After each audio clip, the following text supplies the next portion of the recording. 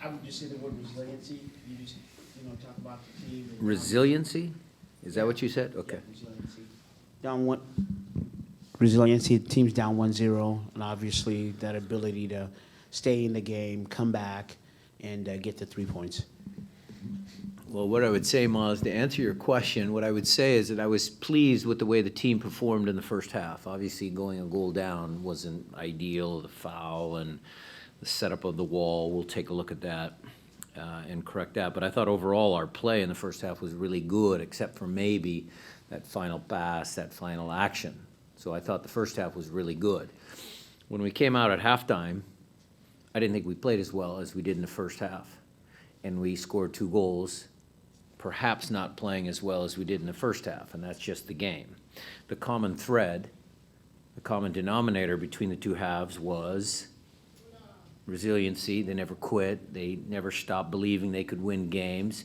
And then it's handy to have a player like Raul that can score goals like that. I mean, I saw the replay. We're in there watching it. That was unbelievable. He's going kind of off this way, and he somehow gets his foot around it and scores that goal. So, it's just credit to having the resiliency, like you said, but then also the quality. Reminder, show of hands if we can. Yes, we'll go to Jeremiah, and thank you, Giselle, for the mic. Go ahead, Jeremiah. Up until Jordan's goal, you were sort of alluding to this, that things weren't going quite as you had hoped in the second half. What did you not think was going well, and yeah? Well, we just weren't. We weren't as dangerous. We didn't have, possession of the ball in their half of the field. We'd be rushed. I thought they did a good job of trying to, keep possession with a 1-0 lead. You have to give credit. You have to give credit to Charlotte. For an expansion team, they played pretty good. So, for me, we weren't in sync in the second half, and we just couldn't generate many chances until Jordan scored. Then things opened up a little bit. Nico. Jordan gets a big goal, and how important is it for a guy like him that's been working so hard but just hasn't been able to really put it away? And then briefly, just wanted to get your take on your decision to bring in Freddie and then kind of drop Nico back into that holding mid. Well, I was trying to get as many attacking players as I could on the field. And, I thought Freddie came on, did well.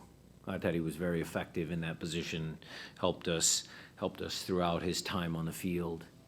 So that was good. And then as far as Jordan's concerned, look, he was a little down at halftime. He missed the chance. And, so it was really good for him to come back and stay in the game and score that header. It was a good goal, and he deserved that goal. Go to the back row here, beginning with Ari, and Miraflores next. Hey, Coach, I was wondering if you could speak to the kind of development, I guess, of Javier Arriaga since he first got to the club to now. It seems like he's really settled in and is having a pretty lights-out season for you guys, and also the partnership he's developed with Yeimar in central defense. Yeah, Javi's done well since he's grown into, life in America, life with the Sounders. He's done well. I think there's still room to grow there. I think he had a good partnership with Jackson when Yeimar was out. So I think those 3 guys are all talented center backs. I think all of them can play, be starters on any team. But Javi's done well. I can't complain about some of the steps he's taken as a young man coming to this country. So he's been good. Yep. Buenas noches. Felicitaciones por el triunfo el día de hoy. Los últimos resultados del equipo están siendo muy buenos. Luego de lograr el campeonato de la CONCACAF Champions, el equipo ha mejorado mucho en el campeonato local. ¿Cree usted que ya encontró el equipo ideal, el esquema de juego ideal que le permita llevar un mejor resultado en los próximos partidos? Y la segunda pregunta es si ha conversado con Raúl Ruiz Díaz respecto a su no convocatoria a la selección y en qué manera lo puede haber afectado en la parte anímica. Gracias. Congrats on the win tonight. During the last results, you have achieved a good performance, and it seems like you have gotten improved since the championship game during CONCACAF. Do you believe that you have achieved the ideal team and the ideal formation now for the games coming on for MLS? That's question number one. And then the question number two is that if you have had a chance to talk to Raul about his no call to the Peruvian national team, and if you think that that is going to affect his morale or concentration for the next coming games. No. Thank you for your question. Yes, the team has won 3 out of the last 4 MLS games, so maybe now we can write a story that we're finally over the Champions League hangover. The ideal formation, yeah, it's still a work in progress. I think there's still room for improvement. Again, there's players that are going to be needed in the season as we have a lot of games to catch up with other teams in the league, and the season is shorter. And then as far as Raul in Peru, I mean, the coach should watch his golazo, and maybe they might change their mind. I don't know.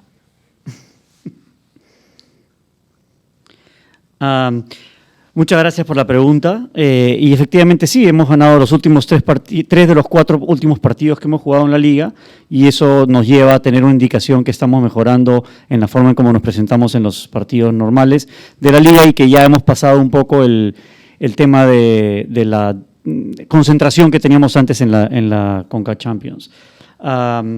En términos de acercarnos a tener un equipo ideal, es cierto, o sea, estamos ya afinando el equipo. Sin embargo, hay todavía muchas oportunidades para seguirnos acercando a esa formación ideal, pero van a continuar habiendo rotaciones porque son necesarias por el número de partidos que tenemos que jugar en la liga.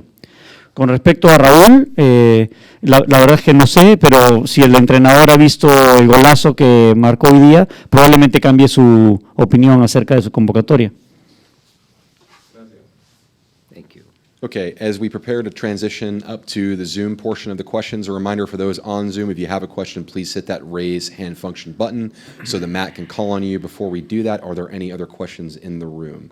Jeremiah, the mic is coming to your left.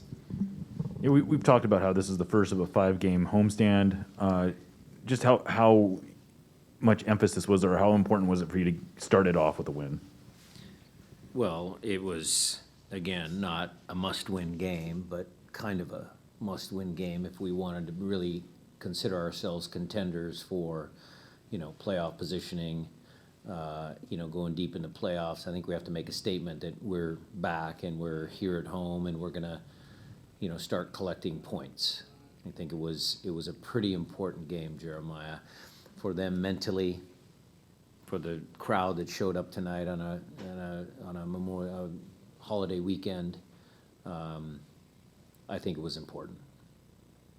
Okay, Matt, up to you on Zoom. Great. We'll start with Felipe Makeda. Felipe, go ahead and unmute yourself and ask your question.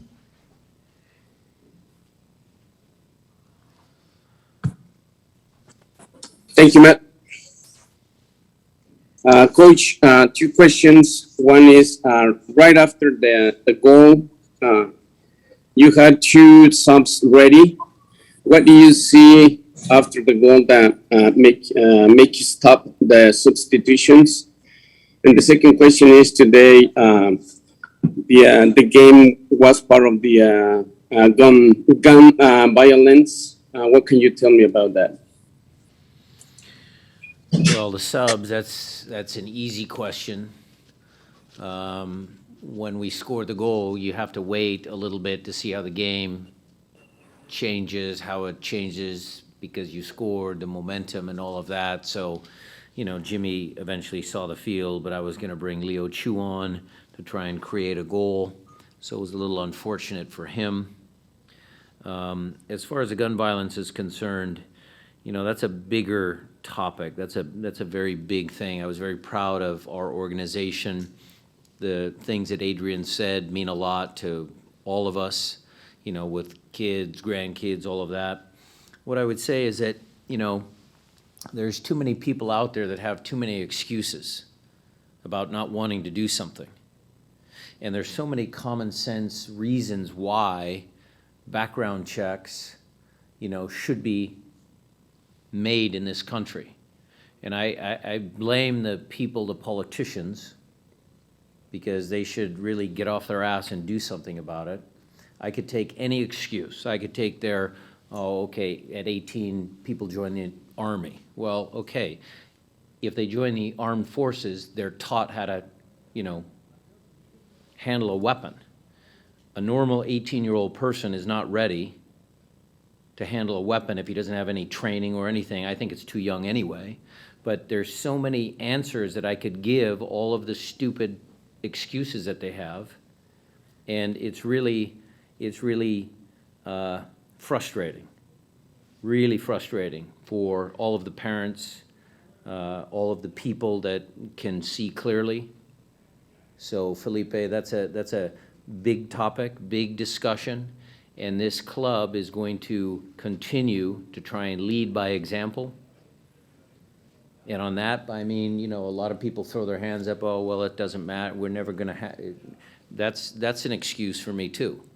Because we as voters, we as people of the United States need to make sure that we do our part, whether it's using the platform of the Seattle Sounders, my personal platform, whether it's coming together with other sports teams here in the city, whether we can, do a better job in our communities to make sure that our voices are heard.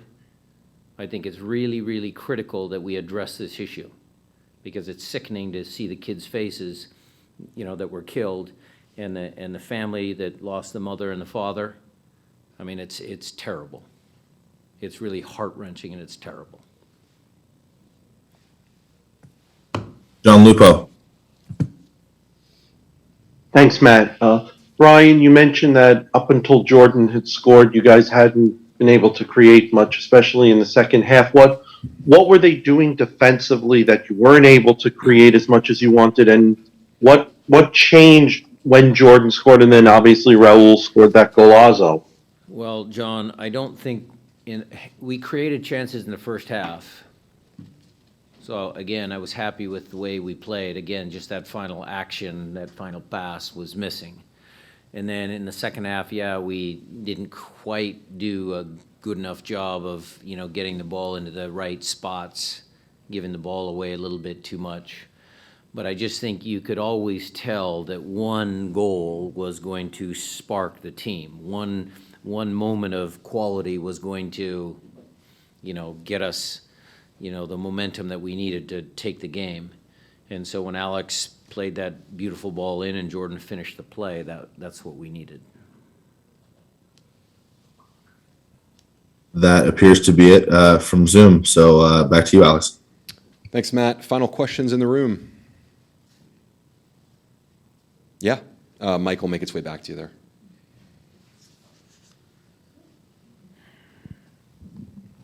Coach, with 2 weeks off, how important is that to get the players some rest, and just in general, how important is it to have, or is it important to have that 2 weeks? Yeah, it's really important, and then we have to, make sure when the international guys come back on break, we might need to find a couple of extra days for those guys to kind of mentally decompress.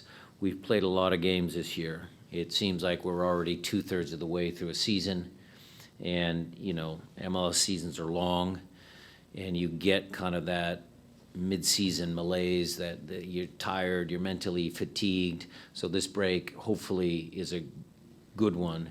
They can all mentally decompress, and then we'll get right back at it. We got a game against Vancouver and LAFC, a couple of Western Conference foes to get us back in rhythm. And hopefully we'll be able to continue this momentum that we started tonight into, the next 4.